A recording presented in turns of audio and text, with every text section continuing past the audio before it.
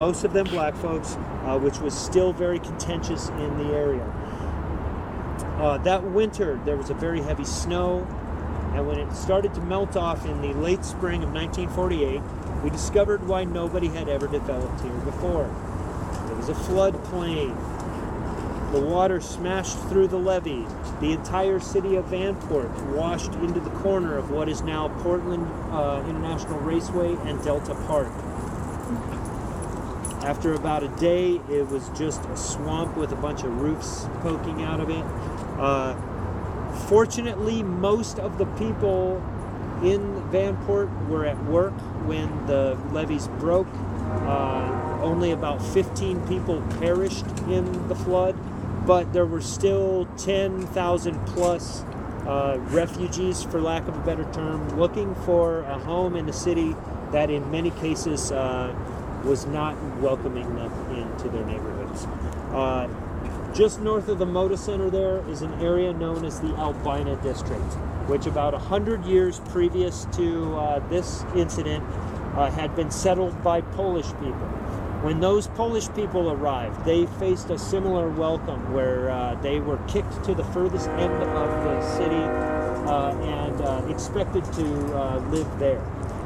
The descendants of these people, when the African Americans started coming down from Vanport, they welcomed them into that area, and to this day, the highest concentration of the black community in Portland can be found up there in North and Northeast Portland. Let's continue up there.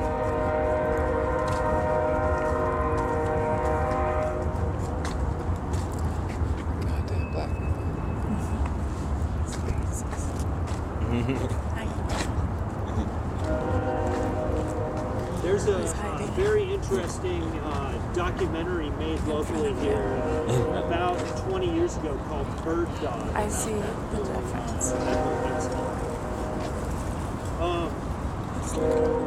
If you had a business up to and into that Prohibition era, and you sold alcohol in your business, you knew darn well that there was much more than just drinking going on in your place. Police knew that too. And they'd be happy to turn a blind eye to your extracurricular activity if you would be willing to pay a little bit of what they called smile money. Most business owners paid smile money and got left alone by the police. One person who absolutely refused to pay off cops was a woman named Nancy Boggs. Nancy Boggs owned and operated what was known as a whiskey scow right down here in the river in the 1860s. A whiskey scow is a floating saloon that rides a jurisdictional line between two precincts. In this case, Portland and East Portland, which at that time was its own city and had its own police department. Her two-story barge was called Nancy Boggs' Floating Palace of Sin. It was painted red and green, had all sorts of garish adornments on it. The lower level was dedicated to Bacchus, the Roman god of wine and revelry. The upper level was dedicated to Venus, the goddess of love. So you can imagine what was happening on this boat. She had a good thing going. If she's over here on the west side and the Portland police harass her, she picks up those things up. If she's over there and they give her trouble, she comes back this way. She does the dance back and forth for quite a while until the two police departments decide to team up and raid her simultaneously. The girls are ready. They've got the fire hose hooked up to the boiler, and when the cops get close enough, they spray them down with scalding hot water. This made the cops angry. They cut her anchor line, setting her adrift on the river, hoping that she'd dash on some rocks somewhere, sink that barge. When she nestled softly into a sandbar in Linton, about 11 miles up the river, she just flagged down a tugboat, and within a couple of days, it was right back up in business. Now, eventually, she folded to the pressure, moved into town, got herself a brick and mortar location, started paying smile money. But she still serves as a tenacious example for the women entrepreneurs of Oregon. Not when Let's people are see. watching.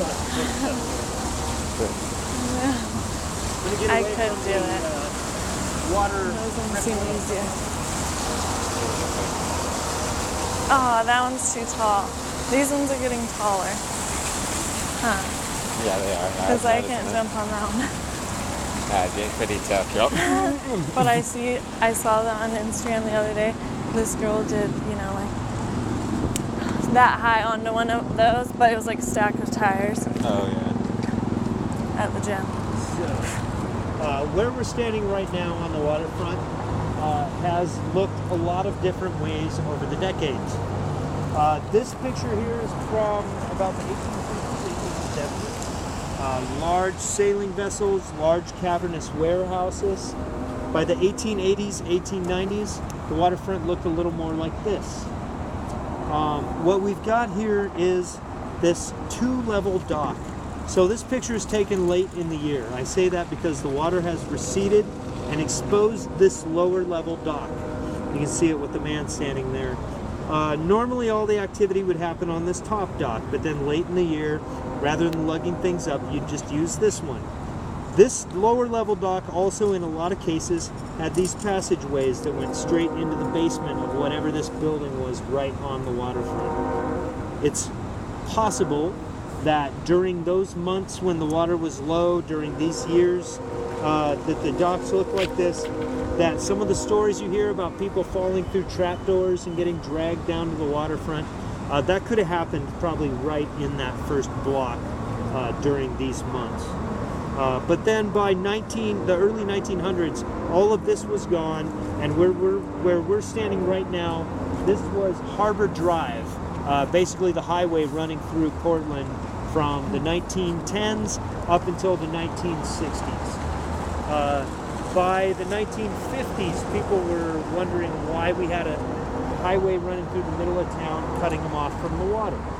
So the DOT eventually tore the highway out, moved it to the east side, and then put this beautiful 1.5 mile long park along the waterfront with the boardwalk for people to enjoy the water, a home for the Saturday market on the weekends, and then all the different annual events that take place in the park here, like the Blues Festival, etc.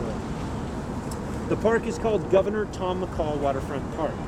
It's named after Governor Tom McCall, who was the governor in the 60s and the 70s. A guy very instrumental in Portland or Oregon being the beautiful conservationist state that it is. Green space preservation, water conservation, the first bottle recycling bill, 100% of Oregon's coastline being free public access. These are all things that Tom did while he was the governor. But I'm supposed to be telling you the shady, fun stories, so I'll tell you my favorite Tom McCall story. In 1970, Tom McCall was up for re-election as governor. He felt good about his chances. That year, though, was very tumultuous socially and politically. And in Portland, there was a lot of activity with the counterculture, which was rising up all over the coasts, especially on the West Coast in places like Portland and San Francisco. Earlier that year, at Portland State University, there was a large demonstration staged by a group called the People's Army Jamboree. They clashed against police, and that riot injured dozens of people on either side of that clash. That same summer, the American Legion decided that they were going to hold their annual convention here in Portland. And 25,000 Legionnaires and guest of honor Richard Nixon would come to Portland, talk about victory in Vietnam, the new conservative agenda, and all these wonderful things in store for America. The People's Army Jamboree promised 2 demonstrators per Legionnaire, which the city heard as 50,000 hippies marching on downtown Portland. Something had to happen. Now, Tom McCall, last thing he wanted to do was call out the National Guard. He didn't want an issue. He wanted it to go very smoothly, but he didn't know how he was going to pull that off. So he actually reached out to the citizens of the state. He said, if you have an idea, I'd love to hear how you would deal with this. The winning idea was not only a rockin' good idea, but it actually made history. So 25 miles southeast of Portland is a little town called Estacada. And in the middle of Estacada is a beautiful state park. Somebody suggested that Tom McCall take some state money, throw a weekend-long rock festival in the state park where all the hippies will go to the rock festival, and in downtown would be free and clear for the Legion to come and do their convention. That's what they did. They called it Vortex, a biodegradable festival of life. The papers advertised the Grateful Dead, and Carlos Santana were coming, so everybody got out to Estacada. The police were instructed that if they saw hippies milling around in town, not to harass them, but to give them a ride to Estacada. They did that, and it went great. So now none of those big bands showed up. They weren't even scheduled to show up. It was all local artists, but nobody cared. They were high, it was free, they had a great time. In town, the Legion convention goes off without any hitches, except that Richard Nixon no-showed at the last one. Some of us think he may have been undercover out in Estacada, but you never know. To this date, still the first and only state-sponsored rock festival by Oregon's Republican Governor Tom McCall. Pretty cool stuff. We're going to continue back into the town now. Yeah. I feel like she just like scares them of their dog, but doesn't actually hurt them. Don't know if it's They gonna can back off, Right. and then they cry I did not. anyways. I was just a baby, but I bet if my parents did live here, they would have been there, and I would have been there too. That was what year? 1970. He's standing too I long. was about 1 year old. 1 year old. I look much older than that, don't I? Hard to tell. Let's go ahead and do your back. 1970, he was in college. Not to date you. I was getting ready to go to college. Nice. Now I would have been. So I actually do have friends. Actually, some friends of mine, their band formed for that party, and this month they're doing their 45th reunion concert. They're called the Tutu Band. They're a local band, and they formed for Vortex when they were all in high school, and now they're going to be doing a new show, the 45th anniversary. Let's keep walking. By 1870, Portland was only about 20 years old, but already had a nationwide reputation of being a very drunk and debaucherous city. The reputation spread all the way to the East Coast, and it was known as one of the wildest spots in the Wild West, the still Wild West. A group of ladies known as the Women's Temperance Prayer League aimed to squash this activity. They formed, and they would gather outside of What year was this again? 1874. The Women's Temperance Prayer League would gather outside of saloons and gambling halls, singing hymns and chanting prayers and trying to guilt these men into going home to their families. Sometimes it worked.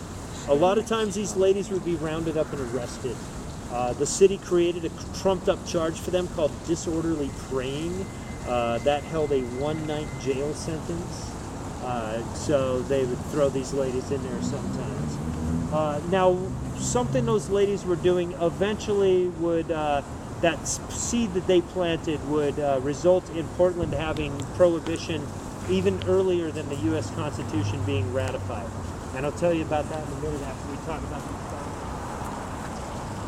What should we do? So this is the Skidmore Fountain, named after a prominent Portlander named Stephen Skidmore, who had been to Europe, had seen the public art, and thought that his dusty little cowboy town needed some classing up. So he commissioned this fountain to be built. When it opened up in 1888, Skidmore's friend Henry Weinhardt, the famous brewer, offered to fill the fountain up with beer for the opening celebration. The city asked him how he was going to pull this off, because the brewery was about a dozen blocks away. He said that he was going to borrow the city's fire hoses and run the beer through the fire hose into the fountain. The city declined his offer. They were afraid that the drunks would poke holes in the fire hose, drink all the beer, and leave the city without any working hoses. 100 years later, at the centennial celebration, the Weinhardt Brewery again makes the offer to fill the fountain with beer. Again, the city declines its offer. This time, I think it was more of a health issue. If you ever saw what happened in this thing after dark, you would never want anyone to drink out of it. And then you come down here during Saturday market and watch people put their kids in it. And homeless people put their dogs in it. And it's, yeah, long story short, don't drink out of it. All right, let's keep walking. My first group got to watch a guy almost urinate in it today. Really? Yeah, we asked him not to. Oh, I know. We're like, sir, Maybe no, would've been better. please don't do that. But I bet on a weekend did. too would be better. Because people don't visit the town on the weekdays that much, I thought. No, well, see, the thing about Portland is we have a lot of services for them, and we also We've have never a Voodoo Donuts. My mom's attitude tripping of or what? tolerance about it, I Yeah. guess. And really, during the warm months of the year, this is a pretty good place for them to be, I guess. You were gonna come get her. No, I mean, you'll notice that our She just our never homeless back. people here are pretty docile.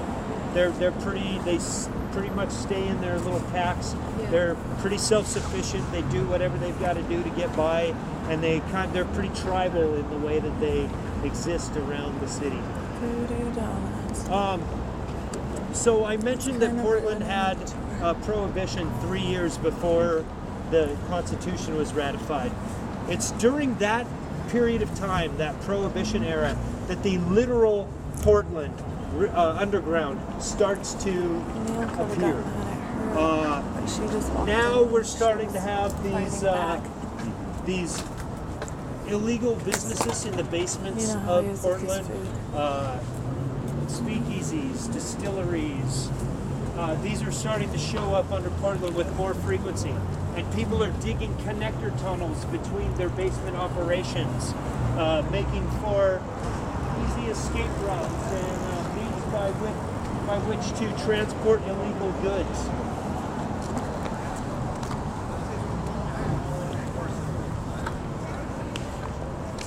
Oyster bar. What happens if someone gets mad on If you the want to tour? get a pretty good idea of what a speakeasy would have looked like during the Prohibition era, that bar, the Shanghai Underground Bar, is actually a pretty good We never been there. example. It's down in the basement in a kind of a segment of We town should. down there. Let's go after this. Okay. So anybody here like oysters? Not really. This place right here is Dan and Louie Oyster Bar. Probably the best place down here to get oysters. They've got a great happy hour. And it's also the longest standing single family owned business in downtown Portland. So there was a kid named Louis Walksmith who in the early 1900s would roll into town on a wagon from his family's oyster farm in Yaquina Bay. He'd be loaded up with gunny sacks full of oysters, which he would sell by the sack or just shuck and sell to people down here on the waterfront. He became very popular. His brother Dan joined him, and they got a building and opened up the first raw bar here. 108 years later, still owned and operated by the Walksmith family. In fact, the great-great-great-grandsons are named Dan and Louie, so it's probably always going to be Dan and Louie's. And if you love oysters or love kitschy, nautically themed dining rooms, that's your spot. Let's go by the old shucking room. Base. Don't see me. He didn't see me.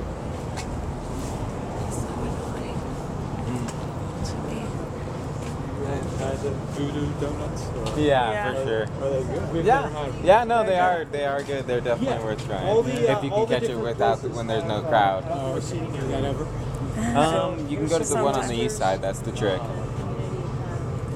be like a block party. Yeah, I really like the decor in here. They've got portholes from the old USS Oysters. They've got this ship's Moisters, wheel they're from called. the Brother Jonathan, which was a vessel that wrecked on the Oregon coast 150 years ago, and was the first treasure dive site on the West Coast. It was a treasury ship, and it had a bunch of coin on it. So guys went and pilfered all the coin off of it, and somebody brought the ship's wheel back and put it in the restaurant. The other thing I point out here in the front room, right above the clock, you'll see the world's largest oyster cracker. Right above I up see. here. Which Which is like a loaf told of at bread. one point was actually edible. It does not look so much edible giant cracker. anymore. Yeah. Holy It's like crap. a loaf of bread size.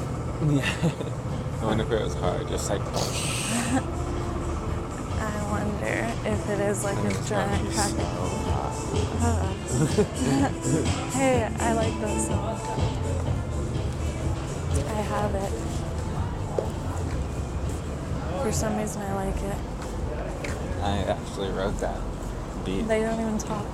You didn't? Did you hear me? I said beat. I said I You wrote that wrote beat. the beat. Oh. Yeah, you did.